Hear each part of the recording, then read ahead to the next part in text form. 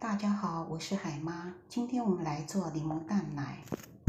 很多人不知道香茅草长什么样子，我在传统市场买了一大把，台币50元。香茅草也称柠檬草，可以预防流行感冒，促进血液循环、排毒，还能杀死细菌。夏天盛产，冬天很难买到，可以提前预备，储存在冰箱冷冻。一根香茅草，一颗无籽柠檬，洗干净。香茅草从中间切开，味道比较容易出来。450cc 的水量，只需要半颗香茅草切断备用。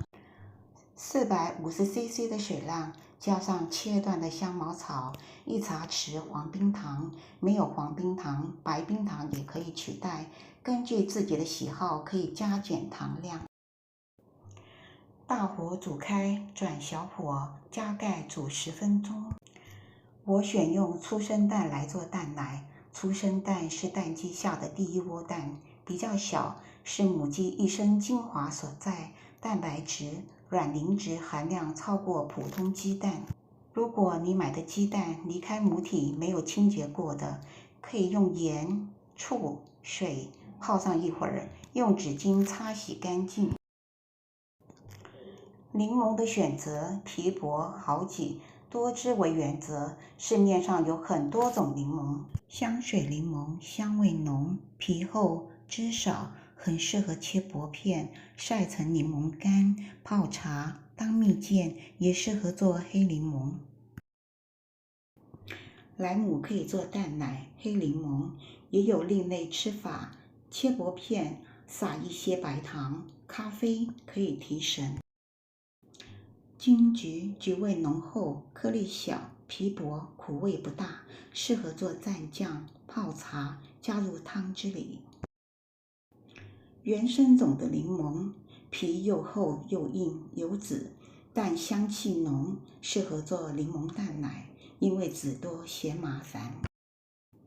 今天我用无籽柠檬做柠檬蛋奶。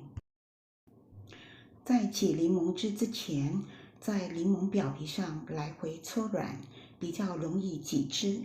1人份450cc 的柠檬蛋奶，只需要半颗柠檬汁就好。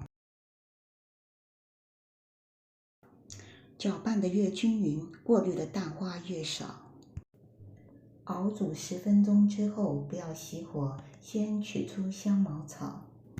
边冲热水边搅拌玻璃杯里的蛋液，速度越快越好。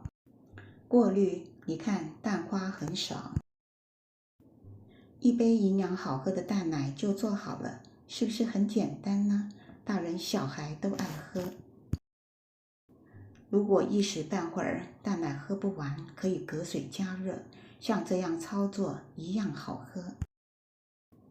早晨1杯柠檬蛋奶，加强体力，增强免疫系统，预防感冒、咳嗽。尤其疫情期间，多加利用柠檬和鸡蛋是不错的选择。温馨的小提醒：香茅的多少、煮的时间和蛋黄的颜色，也是决定蛋奶颜色的原因之一。买鸡蛋要很小心哦。